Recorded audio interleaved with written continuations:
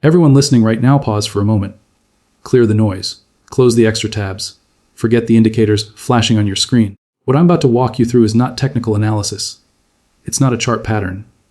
And it's definitely not another rumor circulating on finance Twitter. This is about market structure, the kind of structural shift that only happens when something foundational finally breaks.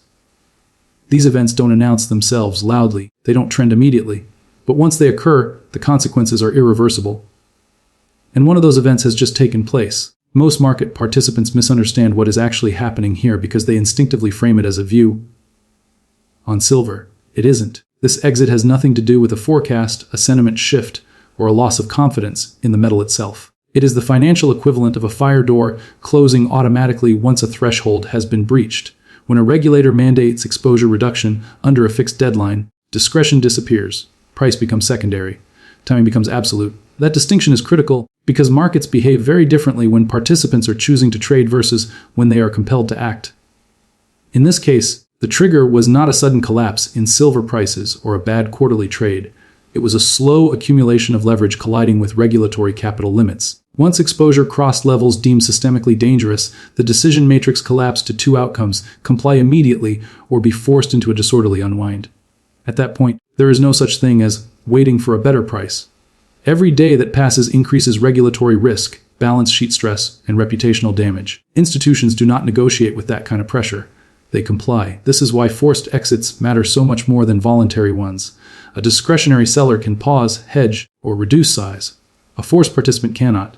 The market knows this, even if it hasn't priced it yet.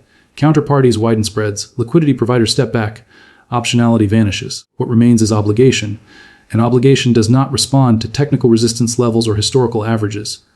The most important implication is this: when buying or covering is mandated by rule rather than choice, the normal feedback loops of price discovery break down. Prices move not because buyers suddenly believe something new, but because sellers demand higher compensation to take the other side of an urgent, non-negotiable flow. That is how structurally driven repricing begins quietly, mechanically, and then all at once. The scale of the silver exposure is the part that most people struggle to process because it sits outside normal market intuition. A short position of roughly 4.1 billion ounces is not simply large in the way traders usually mean it. It exceeds the physical reference frame of the market itself. When exposure reaches multiple years of global production, risk is no longer linear. It becomes structural. At that point, the market is not dealing with a bad trade, but with an imbalance that cannot be resolved through ordinary liquidity. What makes this especially dangerous is that silver is not a deep market in physical terms, even though it appears liquid on screens. Futures, forwards, and unallocated accounts create the illusion of scale, but they all ultimately reference a much smaller physical base. When a single participant's position dwarfs that base, price discovery stops being about marginal buyers and sellers and starts being about whether the market can absorb the exit at all. That is a fundamentally different question, and it rarely ends smoothly. This is why comparisons to previous bank losses or commodity drawdowns miss the point. Those events occurred within markets large enough to digest them over time. Here, the exposure is so disproportionate that even perfect execution cannot avoid disruption. Every attempt to reduce the position becomes visible. Every trade moves the market against the participant. Liquidity thins not because of fear, but because rational counterparties refuse to offer size at unchanged prices when they know urgency is one-sided. The uncomfortable reality is that markets are designed to clear incremental imbalances, not monumental ones. When a position grows to the point where it represents several years of supply, the exit itself becomes the dominant market force. At that scale, where volatility is not a risk outcome, it is the mechanism through which the market reasserts balance. The instinctive reaction when people hear about a massive silver short is to focus on supply, as if the entire outcome hinges on how much metal exists in the ground or in vaults. That framing is incomplete. The true constraint here is not total supply, but usable supply within a compressed time window. Markets can adapt to scarcity over years. They cannot adapt to urgency over weeks. Time, not tonnage, is the binding variable. In normal conditions, silver supply moves slowly and predictably. Mine output follows long investment cycles. Recycling responds gradually to price. Inventories are held for strategic or industrial reasons and are not immediately available for sale. When a participant is required to resolve billions of ounces in less than a month, those normal rhythms become irrelevant. Even if sufficient silver exists in theory, it is functionally inaccessible when delivery, logistics, and contractual constraints are taken into account. This is where price behavior changes character. When buyers need speed more than value, they pay for immediacy. Sellers, sensing that urgency, raise their terms. Liquidity does not vanish, it simply becomes expensive. This is why rapid repricing often looks irrational from the outside. It is not driven by enthusiasm or panic, but by the premium placed on time. Every delay carries risk, and risk has a price. The critical insight is that paper markets cannot fully neutralize this constraint. Futures and cash settlements can reduce notional exposure, but they do not eliminate the need for counterparties willing to absorb size on a deadline. As that deadline approaches, leverage shifts decisively toward those counterparties. The market stops asking what silver is worth in a long-term sense and starts asking what it costs to resolve the imbalance now. That shift in mindset is what turns a pricing problem into a timing problem, and timing problems tend to resolve violently. One of the most persistent misunderstandings in market commentary is the assumption that price moves always reflect changing beliefs. In situations like this, belief is almost irrelevant. What drives price is obligation. When a participant is required to buy or cover regardless of valuation, the market is no longer responding to opinions about future fundamentals. It is responding to a fixed demand that must be satisfied. That distinction explains why traditional analytical tools suddenly stop working. Under normal conditions, price discovery is a negotiation.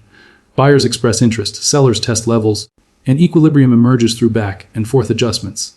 In a forced covering environment, that process collapses into something far more one-sided. The buyer does not wait for pullbacks. The buyer does not scale impatiently.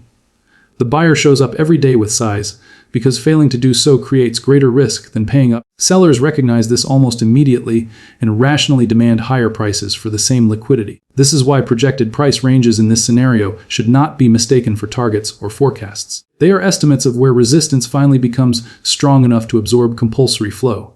In other words, price rises until enough holders decide the compensation is worth surrendering optionality.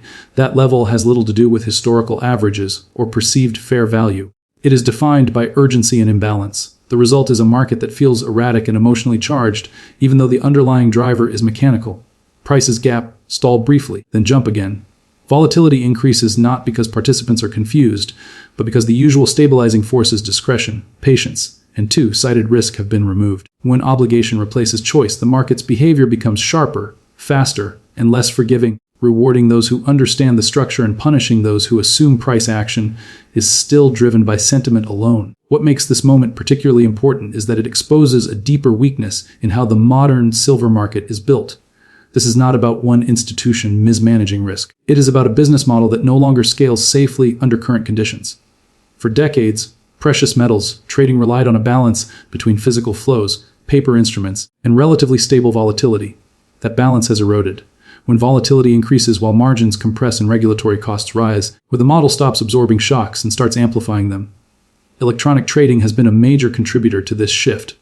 While it increased speed and transparency, it also drove spreads towards zero, leaving market makers dependent on volume rather than margin for profitability. At the same time, regulatory frameworks significantly increased capital requirements for derivative exposure. Each additional ounce of risk now carries a much higher balance sheet cost than it did even a decade ago. The economics deteriorate quietly, then suddenly, when stress arrives, they fail all at once. Physical delivery requirements added another layer of strain. Paper markets expanded far faster than the underlying physical infrastructure. As long as delivery demands remained modest, that mismatch stayed hidden.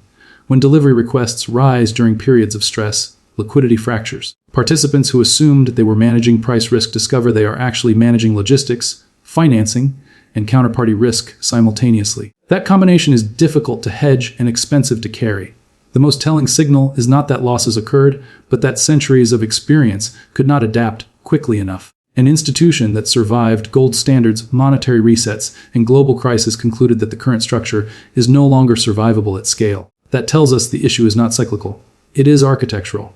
When the market's most experienced participants step away permanently, they are not making a short-term judgment. They are acknowledging that the rules of the game have changed faster than the business model can evolve. What often gets overlooked in market events like this is how quickly a localized balance sheet problem becomes a global financial reallocation. Silver is not just an industrial input or an investment asset, it is also a reserve metal held, formally or informally, by sovereign actors. When price is forced higher through mechanical pressure rather than policy intent, the revaluation of those reserves happens automatically, without negotiation, legislation, or diplomatic signaling. That is where the story quietly crosses from market structure into geopolitics. A sharp repricing of silver effectively transfers purchasing power from institutions that must close exposure to those that already hold metal. There is no vote involved, no coordination required. Balance sheets simply update. For countries with significant silver stockpiles, higher prices strengthen reserve positions, improve trade flexibility, and expand financial optionality. For banking systems absorbing the losses, capital is consumed, risk tolerance contracts, and regulatory scrutiny intensifies. These effects ripple outward through lending capacity, credit conditions, and currency dynamics. What makes this dynamic especially powerful is that it bypasses traditional geopolitical friction. There are no sanctions, no tariffs, no treaties. The mechanism is purely financial. A regulatory deadline in one jurisdiction forces buying in a global market, and the consequences are distributed unevenly across the world. This is how modern financial systems move value quietly, often faster and more decisively than formal policy actions ever could. Retail investors tend to view price moves as isolated opportunities or threats. Institutions view them as balance sheet events. Governments view them as reserve revaluations. All three perspectives are operating simultaneously here. That convergence is rare, and it is why these moments matter. When markets reprice under obligation rather than enthusiasm, they don't just change charts. They change incentives, power dynamics, and the strategic landscape in ways that only become obvious after the adjustment has already occurred. By the time regulators speak plainly, the decision is already made. By the time headlines catch up, the repricing is already underway. This is not about fear. It's about math. It's about forced action in a market that cannot absorb it smoothly. The oldest name in precious metals has exited the stage not quietly, but decisively. And when something this old finally breaks, it's worth asking why before the consequences become obvious to everyone else. That's how structural shifts work. They don't ring a bell at the top. They leave a trail for those paying attention. And silver just left one.